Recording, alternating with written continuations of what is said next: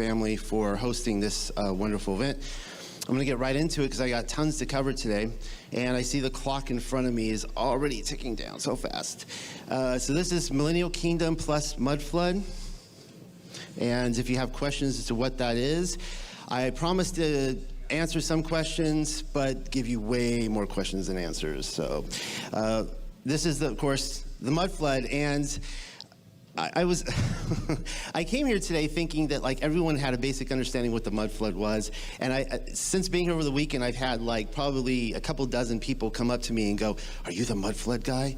And I'm like, "Yeah, I guess I'm the Mudflood guy." And they're like, "I just heard about the Mudflood 15 minutes ago," and I'm like, "Oh man." So anyway, so here you go. Here's the Mudflood right here. The Mudflood was a worldwide event, or a series of events that happened, we estimate, about 200 years ago, give or take. Let's just throw out a random year out there, 1812. It's a nice clean number. And you can test this out for yourself in any old city, and I challenge everyone to do it. It's just like the flat earth. You can go out and test this and discover this. And we see all over the world. You see the two pictures on the right is in somewhere in Russia. Over there in the middle is on the west coast of America. I can't remember if it's Portland or Seattle. It's one of the two. And then right here we see Washington, D.C. This picture right here, Washington, D.C., was right after September 11th, 2001. And for whatever reason, they opened up the state capitol building there along the National Mall. And you could see that it goes much, much deeper, that they built this building way down. You can see here in the west coast of America where they are literally driving. They built a city up over an old building. And so all over the world, we have this event, a Mudflood event that submerged the earth in about 12 to 15, maybe 20 feet on average. And some places much more than that. And for whatever reason, instead of digging it all out, they decided to just start building on top of it. And so the thing about the Mudflood is that I challenge you to go to any history book, any Illuminati written history book, and find where the Mudflood happened. It didn't happen. So this is a worldwide conspiracy that the governments of the world decided to get together. Everyone is so worried about the New World Order coming. Well, I'm telling you, the New World Order has been here for 200 years, some iteration of a worldwide conglomerate of deception. And it all goes in with the flat earth theory as well. So here's my own hometown of Charleston, South Carolina, about 5.5 hour drive from here. These are just a few photos that I took with some friends out on a tour. We have, dozens and dozens of photos. I'm not going to take you through all of them. This is something you could test for yourself. Charleston, South Carolina was built, is a city that goes down about 12 to 15 feet. And you can see here where they just bricked in whole archways. You could see where there's these staircases going down to these doors that lead, they just built doors apparently underground. Now the big thing about this is that Charleston, according to official history, started 2 wars. They were instrumental in the American Revolution. Of course, they started the American Civil War. Nowhere do you see anything about the Mudflood. Over there on the right, that's the big giveaway right there. You see, they'll tell you these are like crawl spaces, but who puts door hinges on a crawl space like that, big enough to put, this door was so big you could pull a horse and cart through it. Here's another picture from my hometown of Charleston, and this is a whole a series of photos you can find what we call vanilla skies. And for whatever reason, we have all the thousands of photos in the 1800s, and somebody made it their effort to crop out the skies. They took scissors to it because they don't want you to see what's in the skies. Now, the big giveaway in this photo here, the reason why we know that the entire sky was cropped out, and this is a popular picture of the end of the Civil War when Charleston was in ruins, is you can see right there in the center, in the rafters, the sky is darker. They weren't able to crop that out, but they were able to crop out all the sky around it. So what were they hiding? And this is a big question we have. Was it, air technology before they invented airplanes, all these kind of things? Here is the city of Jerusalem.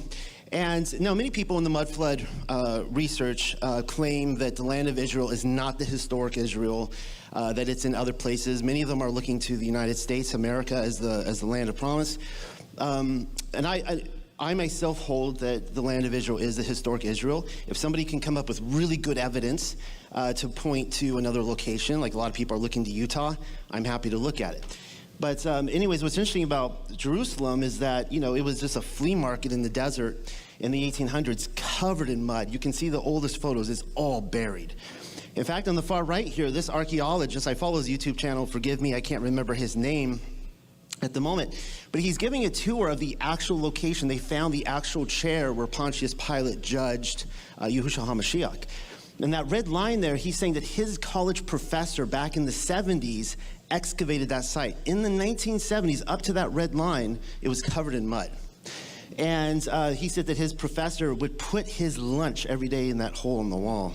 Right there. So it's crazy to think about that they were still digging Jerusalem out of the mud in the 1970s, not that long ago. Now, this is a general timeline that I'm going with here. And I'm not really big on charts, but you know, a lot of people really like the visuals. And I put a lot of work. I will not be covering a few things today. I will not be covering why I believe the year 70 AD is so important to understanding. A lot of people, there's this big push to say Revelation was written in the 90s, and it's to jar you, to detach you from the fact that I believe all of Scripture was written by 70 AD, and that it was all fulfilled. And what in my research I have shown that the Greek LXX is the more accurate timeline. In fact, all the New Testament writers were quoting from the Greek LXX. The Masoretic is the Hebrew Masoretic is the youngest text we have. The Greek LXX is 1,000 years older than the Hebrew Masoretic. I don't have time to go into all that, and you can research that for yourself. So, according to the Greek LXX timeline and all the books that are the extra biblical books that are associated with it, Yahushua HaMashiach arrived in the year 5,500. Now, according to Hebrew Masoretic, he arrived in the year 4,000. So you have a 1,500-year discrepancy right there. That's a huge problem. He arrived in the year 5,500, and according to all this timeline, the millennial kingdom of Yahushua HaMashiach came upon the earth physically, not spiritually. Physically upon this earth in the year 500 AD. Now, what's interesting about this is that 500 AD is when Rome fell.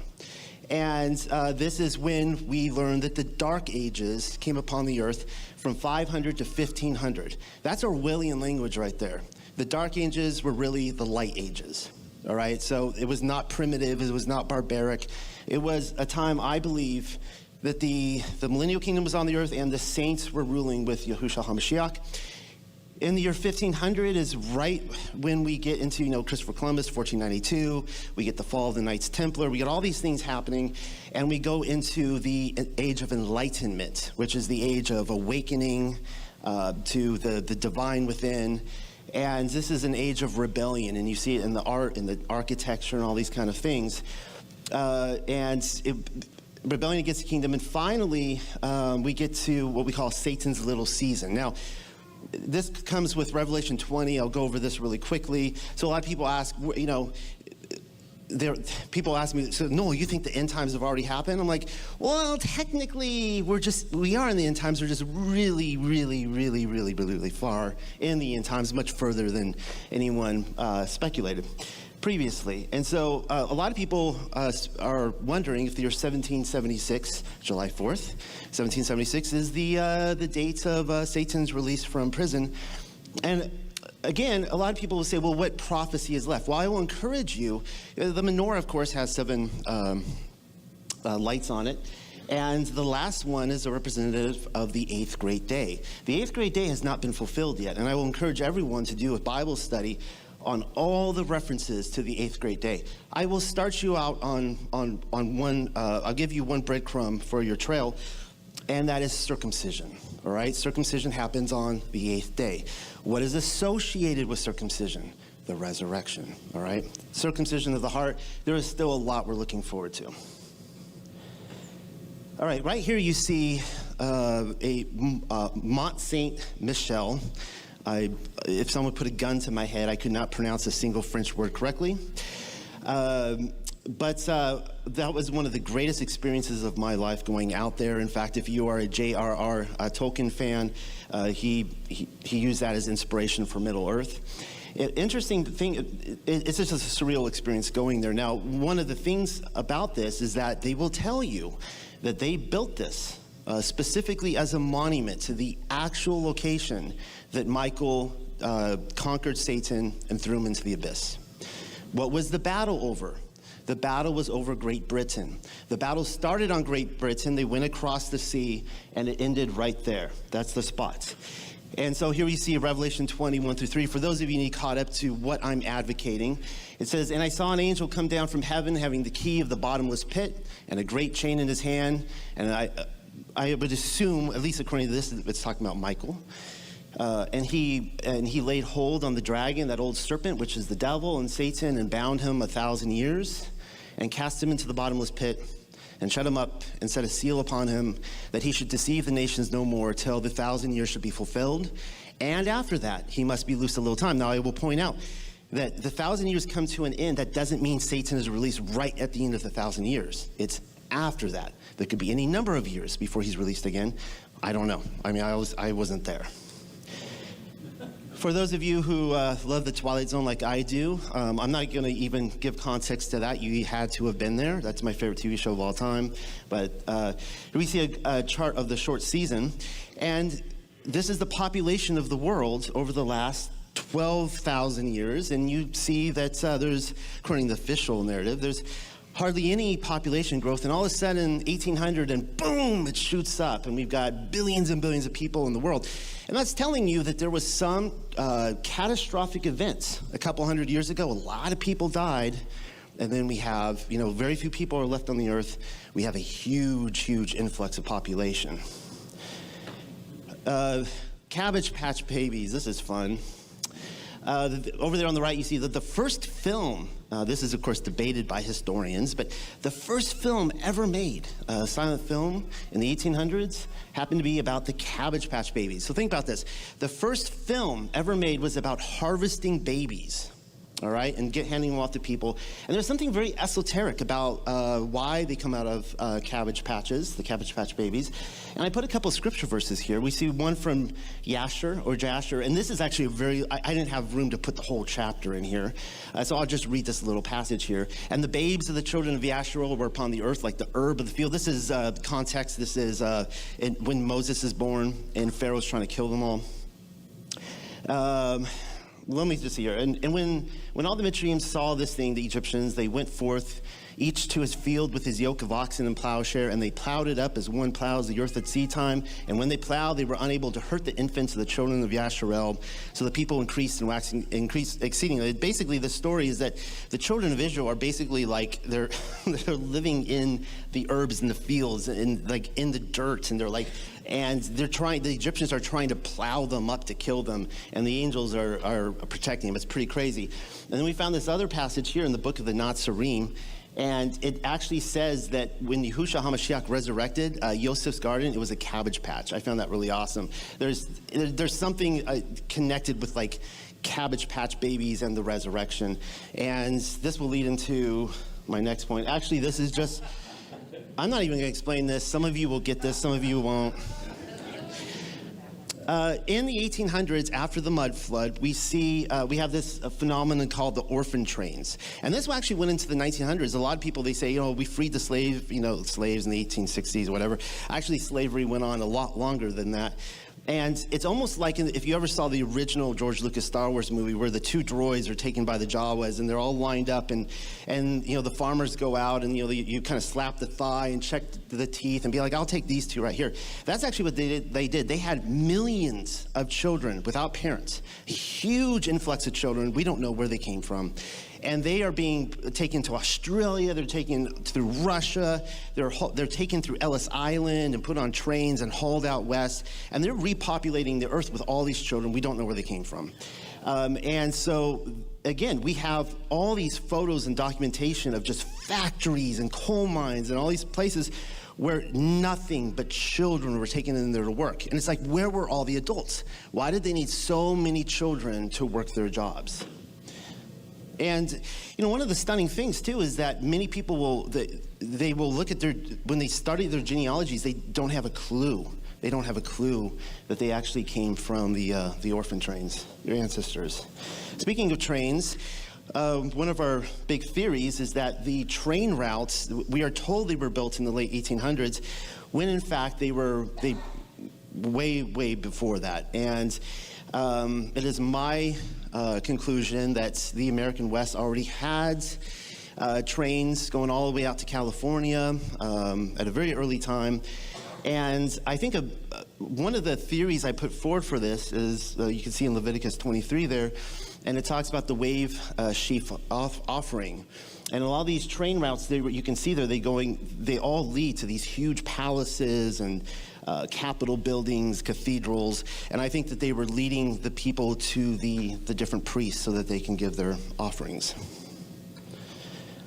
Also, I'll point out that let's see, you see things like the Donner Party. That was a fake story put forward by the Freemasons and the Jesuits in the newspapers. And the whole lesson is you keep to the trail, don't go off, because they didn't want them finding these places. They didn't want to find the railroads, the roads, the cities. You keep to the trail, or else you're going to end up eating each other. That was the moral of the lesson. Now, this is another interesting phenomena that we see all through history. And you could, again, test this out for yourself. How can I explain this as simply as possible? It appears as though there was a count in AD that went up to the 700s, so 4, 5, 6, 700, and then it stopped. And then suddenly, for whatever reason, our controllers decided to add 1,000 years, and we go from the 700s to the 1700s, to the 1800s. And one of the ways you can look at this for yourself, you can test this out, and you can look at old coins, maps. You're going to see a lot of these apparent ones, and they're actually eyes. The eyes for Jesus, the year of Jesus, 592, 602. The big giveaways there in Boston, I love that one because you see the year of Jesus, 734. Now, a lot of people will say, no, that's just a Roman numeral 1. Could be, it could be. But then you're going to see a lot of the big giveaways is when they put an X for Christos, or my favorite is J for Jesus. And you'll see like a J, 643 or something like that. You're like, okay, well, there it is right there. Now, some of you, especially if you've been in the Flat Earth Awakening for some time, you're going to know about the Urbano Monte map. In fact, I think it was Rob Skiba who actually made it popular. It's a phenomenal map that I would ask all of you just to spend a day of your life just absorbing every little detail in there. It is an amazing map. And it gives away a lot of stuff. So over here we see the Palace of Fine Arts in San Francisco. And this is what I would propose may very well be Millennial Kingdom architecture. It means it was here a long time ago, and this was a part of the World Fairs. I don't have time to go over the World Fairs, where they were hauling millions and millions and millions of people on horse and buggy days back when they had a farm to harvest, and they were successful in pushing them out into these world fairs, which I believe are these really old Millennial Kingdom cities, and they would put on psychodramatic episodes, like they would assassinate a president at one, or they would have a serial killer show up at another, or they would, take people to Chicago and burn it down in front of them. And so what's interesting about the Urbano Monte map is that the Bay Area of San Francisco was not officially founded until 1776. It was not named the city of San Francisco until 1845. They were preparing for the gold rush hoax. That's right. It was James Marshall and Sutter actually never found gold. They made the whole thing up. And but they needed a reason to get people out there. And but right there, you can see this Urbano Monte map was dated 1587. I put a red there for the I because it's really 587. But you can see right there, clear as day, San Francisco. It's a city in 1587. How does that work with the official narrative? How in the world did a map maker in 1587 know that San Francisco would be discovered 200 years later and built up in the Bay Area?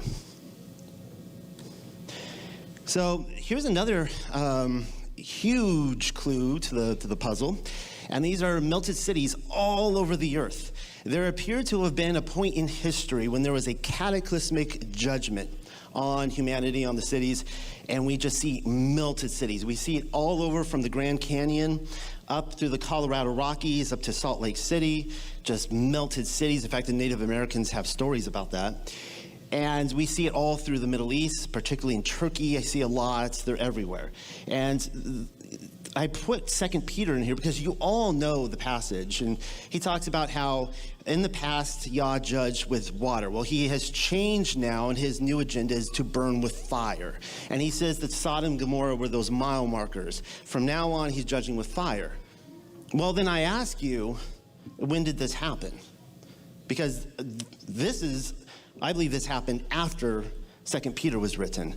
There was a worldwide judgment event. We see melted cities everywhere. Over there you see Petra, melted city. I mean, you see some of these like leaning over, and I mean, just there's so many photos I could take you through on that. Hey, I think I'm doing good on time. Still not going to make it through, but I'm doing pretty good. I'll cover this really quickly.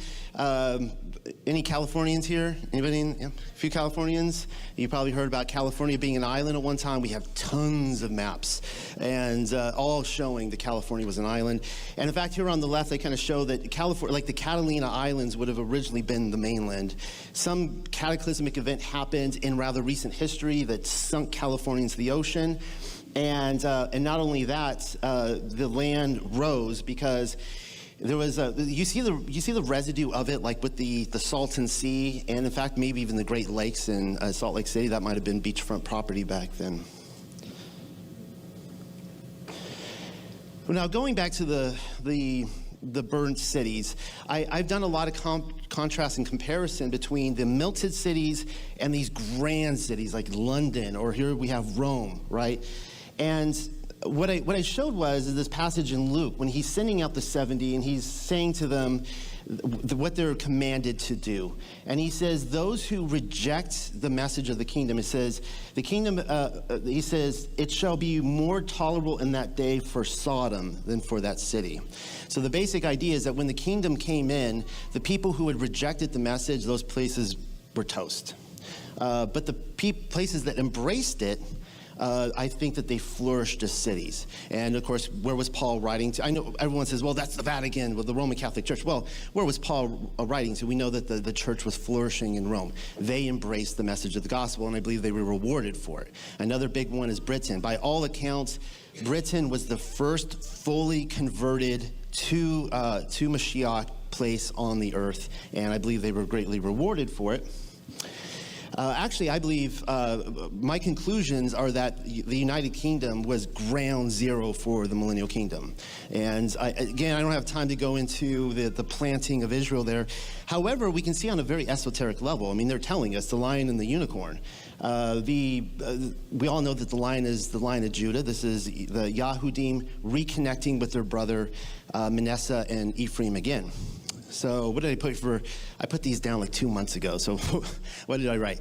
This comes from Deuteronomy 33:17. His glory is like the firstling of his bullock, and his horns are like the horns of a unicorn. Okay, so this is identifying Ephraim and Manasseh with the unicorn. And then we see in let's see. Oh, Revelation 5:5, and one of the elders said unto me, weep and not behold the Lion of the tribe of Yehuda. Okay, so we have that established there, that those are the two tribes. And the idea is that Yehuda was ruling, I believe, from the throne in Great Britain. We all know who that is, Yahushua HaMashiach.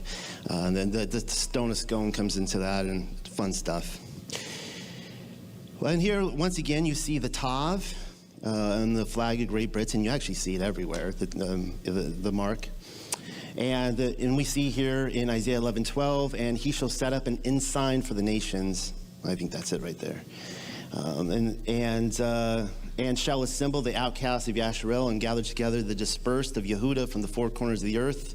So everyone's asking, when is the second Exodus? Sorry to break the news, but I actually think it happened, and this was the ensign. The envy also of Ephraim shall depart, and the adversaries of Yehuda shall be cut off. Ephraim shall not envy Yehuda. That's important. Ephraim shall not envy Yehuda, and Ephraim shall not vex Ephraim. I think that's a prophecy for the millennial kingdom. I'll go over this really quickly. We see that this comes from 2nd Esdras. We see that the tribes of Israel, when they were divorced, vomited from the land. They went out to Nineveh, they went out to Assyria, and eventually they went all the way east, and we see on old maps here, 2nd Ezra identifies the land where they went as Arzareth. And we could see here, you see there's Tartaria right here. I call this the lost tribes of Tartaria. Everyone wants to know about Tartaria. And right there on the map, if you see where that ship is going through the strait, right to the left of it, it says Arzareth, and it's letting you know that's where they went. In fact, a lot of these cities all through here, you see Naphtali and Reuben and Manasseh, they were all in here.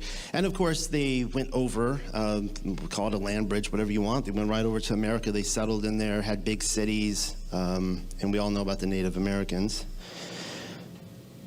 All right. Actually, I'm 5 minutes behind now, so we're still doing good, though. All right, this is what I really wanted to cover for you guys today. And this is a section I call the hidden wilderness and the moon map. So right over there where you see the red circles, that's actually for the circuit of the sun and the moon going through their gates, as Enoch would say. And you can actually see the AE map right there. You can see our realm. This is an inverted image of the moon. And I'll talk more about what you're actually looking at, but you can see where we're at in the United States of America, kind of up there in the right corner. You see South America below us. And then you have what's called, what is this? I can't even read it. A vista, something or other. You have this huge just chunk of land to the left. And I think this is what Admiral Byrd was talking about when he talked about beyond the poles. So what we're actually looking at when we're looking at the moon is we're looking at composite imaging. We're looking at two separate pictures. And it's important to note that, the moon cannot be landed upon.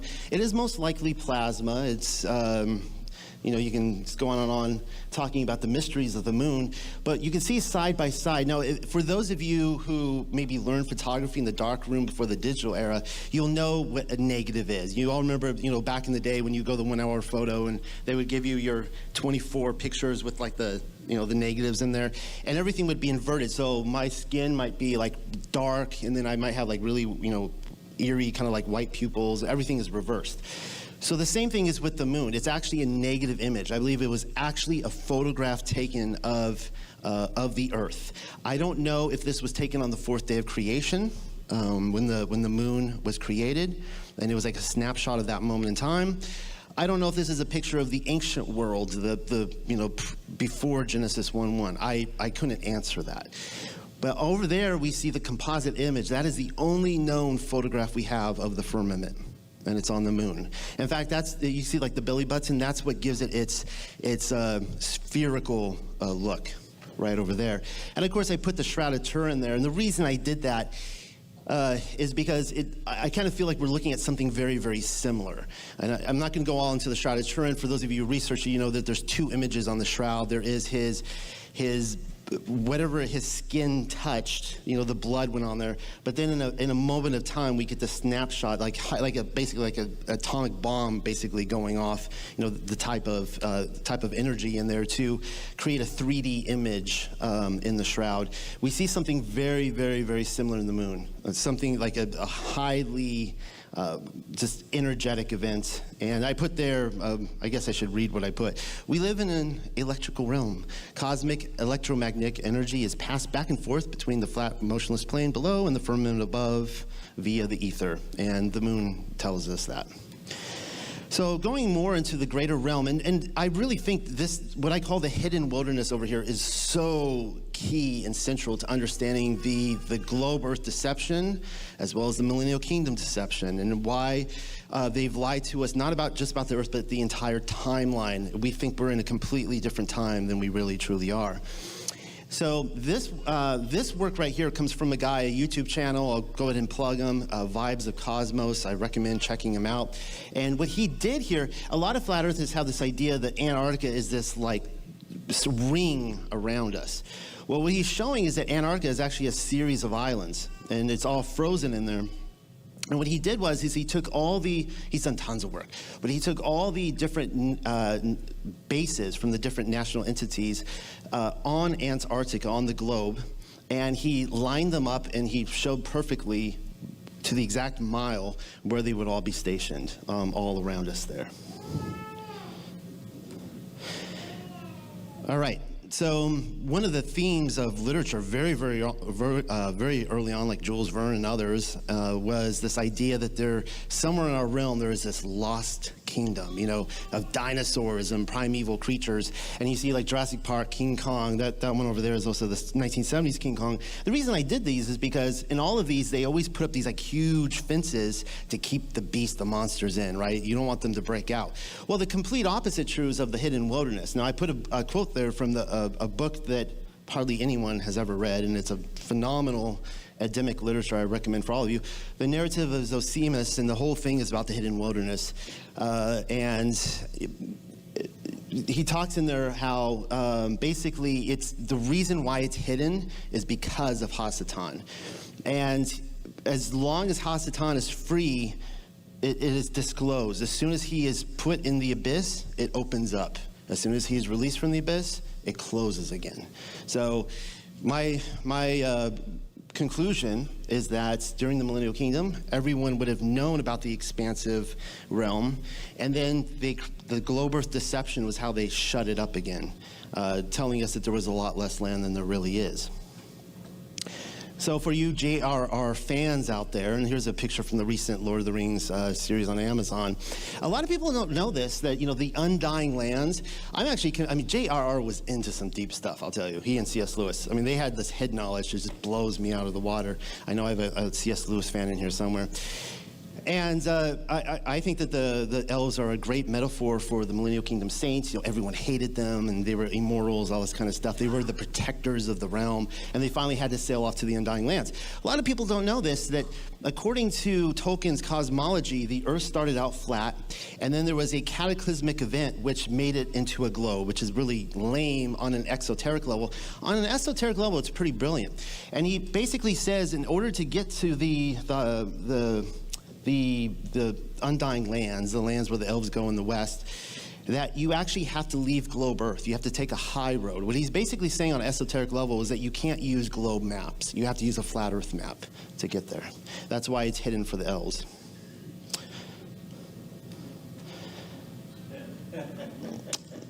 What was the point of this? It was other than being funny. Well, you can just read that and I'll just move on. Oh yeah, digging into the paleo, that the sons of Korach actually means in the paleo sons of the ice wall. And so when you're reading from Psalm 48 and some of those, it's pretty crazy because it talks about how Zion is in the north and there's this worldwide assault on Zion in the north, and so it's kind of interesting, the idea that these priests, their names is the sons of the ice wall, the land beyond. Oh, this is a fun little thing. In our studies in Hebrew Revelation, yes, Revelation is in Hebrew, everyone gets really excited. Ooh, a new book. They opened up the books. And then we read about how the 144,000 are women. And as soon as people hear that, they're like, shut the book. I don't want to hear that anymore. That goes against everything I've ever learned. But in Hebrew, they are women. And I love it, and that plays a part in the kingdom. And I tell people, it's pretty awesome that the 144,000 are women, because you can be a knight of the realm and you can protect the ladies. Of course, that one looks pretty, I don't know what she's doing with that sword. That's pretty badass over there, cutting off that head. This is awesome. I'm making good time. This really flipped me out when I read it. The Book of Pearl, it's considered perhaps the greatest find coming out of the Dark Ages. Only one copy survived. We don't know why. We could speculate. But in this book, it's another tale of a man who goes to the hidden wilderness to see his daughter, who actually happens to be one of the 144,000. She confirms that they're all women. And there in that book, he actually goes and sees New Jerusalem. That really tripped me out. The big argument is when New Jerusalem comes down. Does it come down at the beginning of the millennial kingdom or after the short season? I'm of the opinion it comes down after the short season. But I've read plenty of ancient texts where they're telling you, when they write this 1,000 years ago, hey guys, New Jerusalem's already here. It's already come down. So people, they fall for the Bill Nye fallacy all the time. When he looked out over the ocean, where's China? I can't see China. And so people are like, where's New Jerusalem, Noel? I can't see it. Well, he hides it. The greatest example I have is when Pharaoh is pursuing Moses into the Red Sea. The pillar of cloud comes down, and it's light for Israel, and it's darkness for Pharaoh. And he surrounds himself with darkness. He hides his holiness, and it's, a place where only the immortals can go, only the people who are righteous and not sinners. I don't need to comment on that one. We'll just move on. I'm running out of time. Oh, the Prague clock. This is a lot of fun. I'll spend a few minutes on this one. So up here we see, the big question is are we in the age of Aquarius yet? Nobody really knows. I speculate that September 23rd, 2012 is a good marker for the age of awakening. We are seeing people all over this flat, motionless plane just waking up. I have never seen anything like this. I mean, the more our sick, sadistic, sociopathic controllers lie to us and lie to us and lie to us, people are just waking up, waking up, waking up, waking up. The ultimate truth we can come to is to Yah's instructions and righteous living, to his Torah. Many people reject that, but it's amazing that people are just coming to knowledge of the Torah, even if they reject it. Now, it takes about 25,800 years for the sun to go completely around the zodiac. Let me explain this. At the spring equinox, one of these 12 constellations, the sun is going to be in one of them. So this is how we kind of measure what age we're in, right, in the spring equinox. And so right now, the sun is moving into Aquarius, and it takes, again, 25,800 years estimated for the sun to make a complete cycle. And so we see over here the Prague clock, and it's of course in Prague, and it's this amazing medieval cosmic clock that gives the same story. It tells you about the 25,800 year journey of the sun and the moon. So over here, what I did is I took the moon map and I overlaid it with, like a kind of a fake crescent moon. And what you can see is what happens is with true north, okay, that's represented by the pink line there with N. It's actually moving away from what we call Hyperborea, and it makes a complete circle. And what happens is the sun and the moon, they move around true north, and they just keep moving around and around and around. So the idea is, in about 12,000 years or so, we will be in an ice age here. This will be dark and ice. And when you look at global warming, for example, some of it's a hoax, some of it's not, because you got two types of data coming in. There's people putting data out that the glaciers are melting, and then there's people putting data out that it's hardening and getting thicker. Well, according to this, that makes perfect sense, because if the sun is constantly moving clockwise around the realm, the ice is going to melt as it moves around, and it's going to thicken as it moves away. So the ice wall is constantly fluctuating around the realm.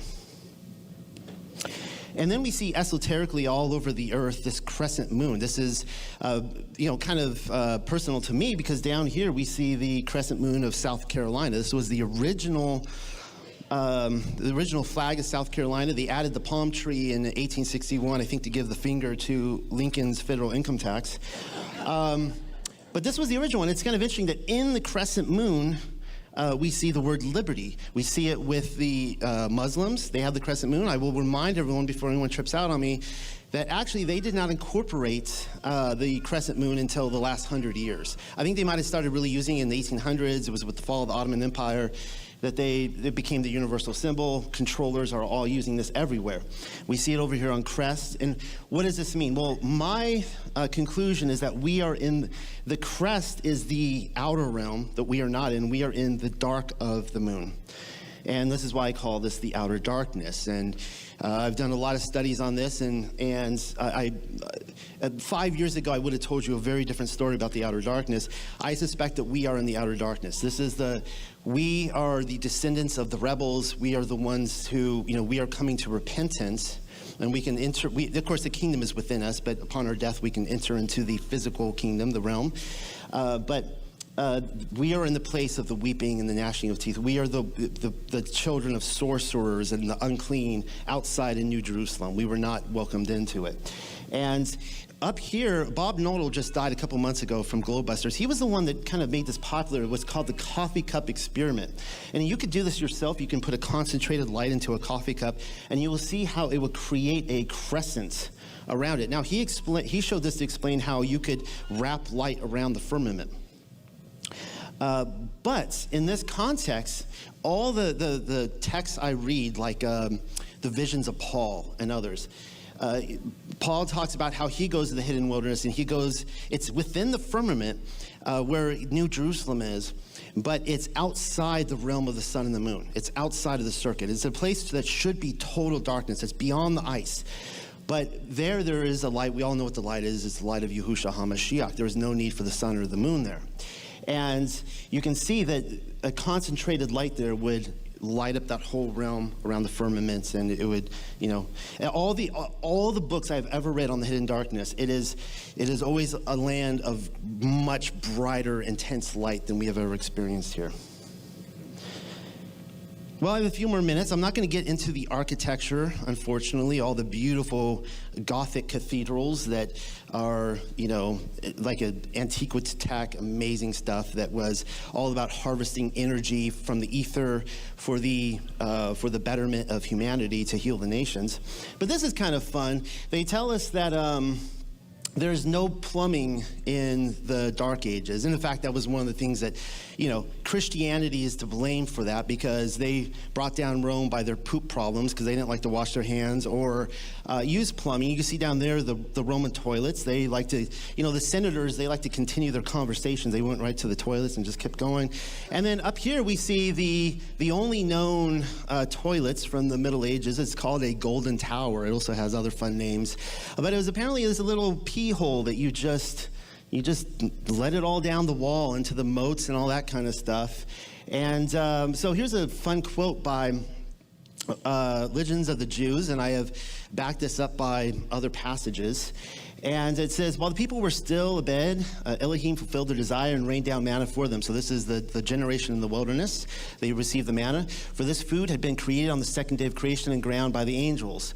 I'll go ahead and read the red parts for lack of time. It says, for in the future world, manna will be set before them. It's talking about the millennial kingdom. In the reign of Messiah, the people would get manna once again. And importantly, it says they will have no need of easing themselves. It means that if you eat the manna, you don't have to pee, you don't have to poop, as manna is entirely dissolved in the body. This is actually important because people have this theological debate.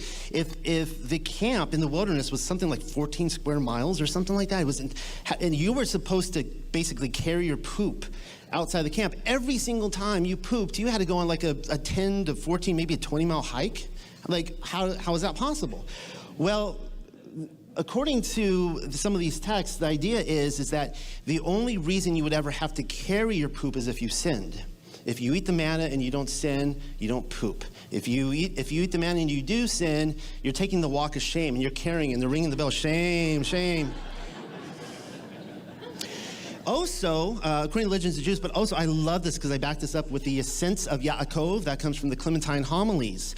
It says that whatever you imagine the food to be, it tasted like that. If you wanted apple pie, if you wanted whatever, and of course you guys all know the reference there with Willy Wonka. So that's really awesome. So rain down manna, it was good. And so you have to wonder, when the people were complaining about how terrible the manna was, this was food of the angels from heaven, it could taste like whatever they want. Maybe they were complaining because they had to eat it and carry the poop out because they were sinning. All right, so I'm going to end on this. I got a few more minutes. And we see something called water consciousness, and this would lead into the sacred geometry and the architecture of the Gothic cathedrals and how they were built perfectly for these purposes. And this was presented, I believe, yesterday, this idea that you can do these experiments with plants, but you can also do it with water. And you could say nasty, ugly things, and the water molecules will change to something ugly, and you could say something beautiful, and they will make these sacred designs. Some of them look a little cultist to me, but and then of course you see like the eye of Sauron down there for evil, and yeah. So think about that. Like, think about your DNA. and how, when you say nasty things, you're even changing your very own construct. And what we're finding is in all these ancient cities, all throughout Europe and all over the world, they were building these cities, these millennial kingdom cities, these cathedrals all around water. You could think of a moat, for example. No, it wasn't to keep the dragons out. And but even Paris, there's evidence that that was like the rivers of Venice at one time, that it might have been streets of water. And it was very, very important to build your city around it. We see, well, I'll just jump to this real quick. We see star cities, for example. All these old maps from medieval cities, they were built with sacred geometry in mind. It was all a way of harvesting the ether, positive energy, healing people. And here's star forts, and we're told that these were designed by Michelangelo. He designed a lot of stuff. And that these were war forts. Well, the problem I have with this is that when you think of war, I think of evil, I think of hate, I think of things like that. I don't think of thank you, wisdom, truth, eternal love, angel, things like that. And we see all these all over these star forts. Now, my theory on this, and they were, of course, built around water. That was very important. A lot of them are out in the ocean. My theory on this, I could find me wrong if someone can come up with something better, is that we see in Leviticus 13 that these were for those who were unclean, who were sick. They were places to go. Maybe a priest would be stationed there, and it was a place to go outside of the camp to get better. And they would have been cities like this. If you go to the star forts in America, they were completely destroyed by the military, and they give you illustrations that make it look like a military camp. No, they would have had castles like this. I'm sorry, you would not build a castle like that for self-defense. If you're building a star fort to stop cannon fire and things like that, you're not going to build a big, beautiful castle like that. It's not going to work. I'm going to end there because now I'm going to go into the cathedrals and I just don't have time for it. So I have 3 minutes left. I have time for the clock is showing me no mercy today. So if anyone has a reasonable question that I can actually answer, anyone out there? Yes. So you don't believe in the traditional 7 years of tribulation and 1,000-year millennial reign after that, obviously? I believe in a pretty traditional position, and in fact, I would tell anybody, I would say, okay, let's say that the millennial kingdom hasn't happened yet, and let's start building our eschatology.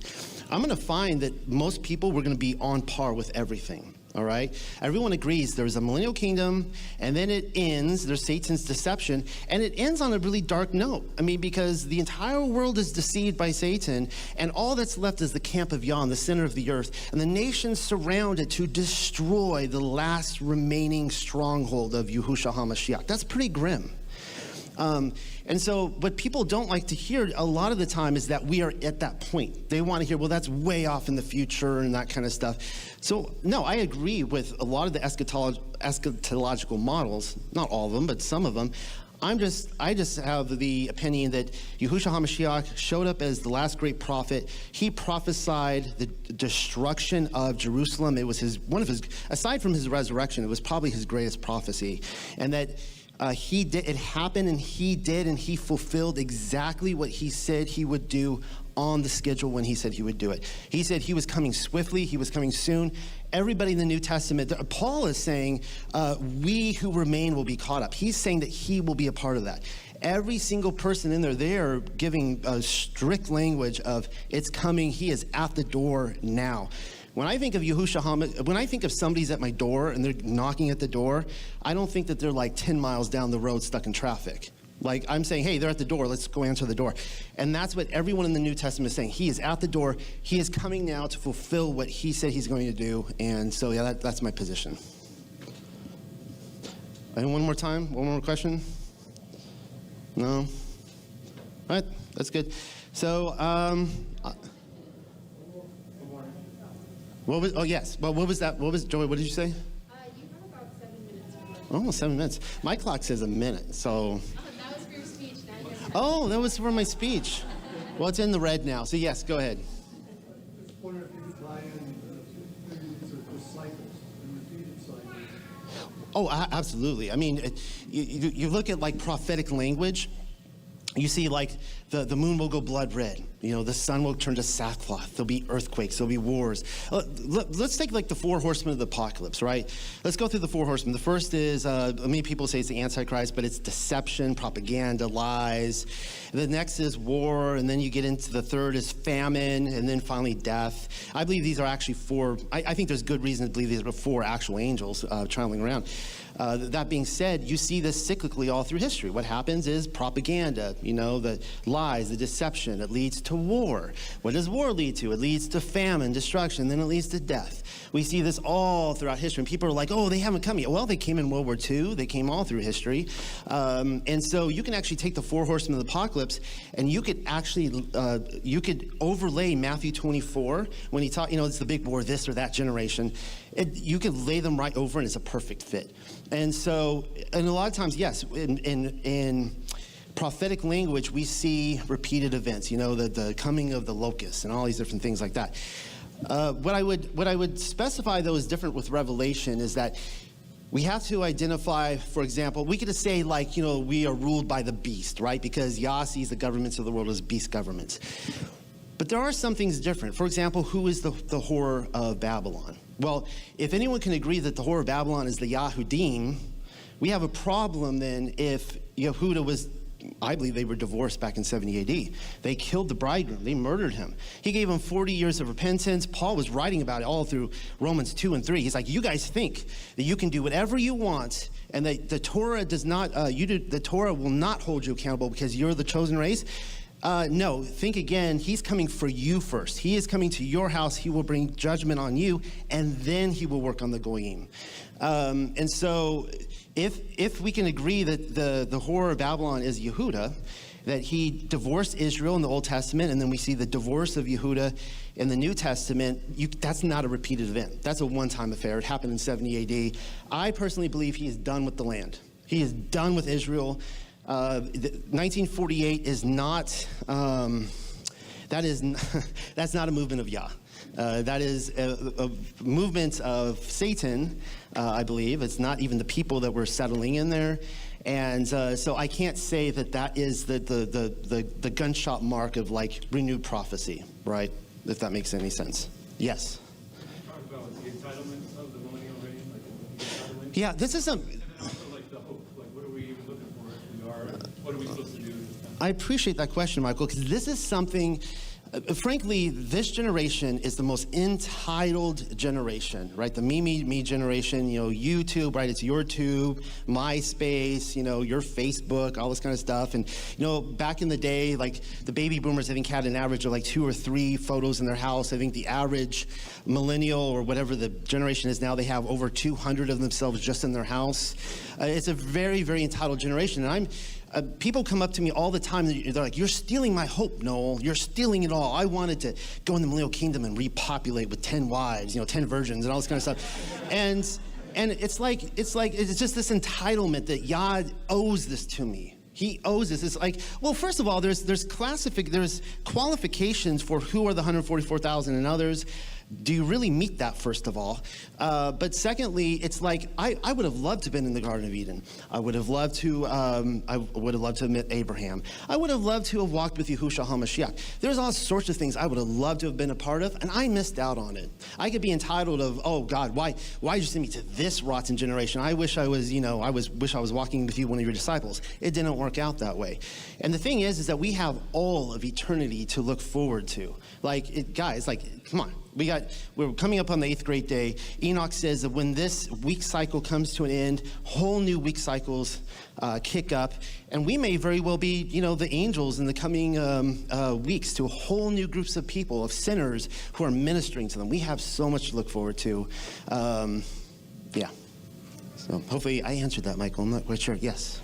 So, basically, piggybacking on that, so what we're looking at now in this timeline would be a judgment of works upon all of us. Is that correct? Yeah, I possibly. I don't know what's next. I know that New Jerusalem will either come down or be revealed. I believe I believe that the aim of Zionism, ironically enough, is to rally the nations to attack the real Mount Zion.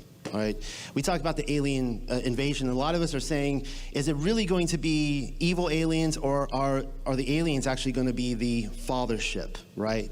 New Jerusalem. The nations have to rally together against the great threat that is going to melt, they have to build these underground tunnels and live like cockroaches down there because they can't escape. They know what's coming. So, they're not building the underground tunnels for the aliens. They're building it for perhaps, and I'm not saying this is the outcome, but perhaps it is for New Jerusalem. So, yeah, and then of course we're all going to be judged and so on. I have a lot of questions myself as to what is next. But again, that's why I started out saying, look into the 8th great day and all the wonderful things that are fulfilled on the 8th great day. Joy, how are we doing? We're done. Okay.